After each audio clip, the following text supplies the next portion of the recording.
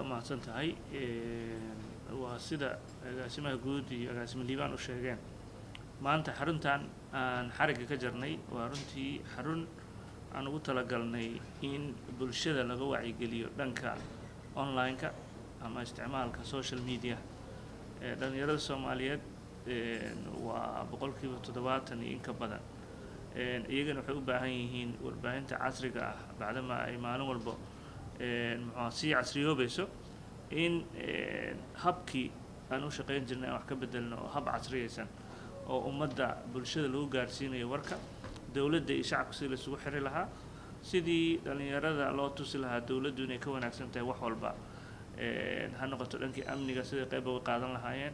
dhankii horumarka bulshada iyo dhanka la dagaalanka musuqmaasuqa dhammaan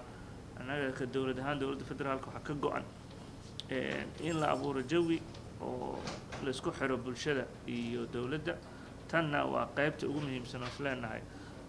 bulshada qaybaheeda kala duwan iyo meelaha kala duwan ay joogaan ama qurba joogta ama kuwa gudaha joogaba lagu siin doono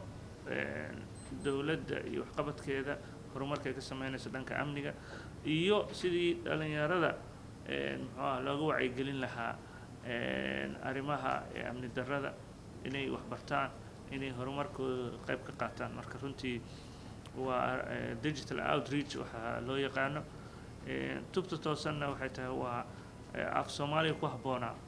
oo la siin karay ayuu noqday marka waxaan rajaynaynaa in qof walba wasaaraddan ka tirsan inuu kaalintiisa ka qaato waayo wasaaradda warfaafintu waa ahmiyad gaar ah ay dawladda u leedahay shacabka marka waxaana laga rabaa ummaddu waxay naga filaysan inaan ka soo baxno marka aad iyo aad u mahadsantiin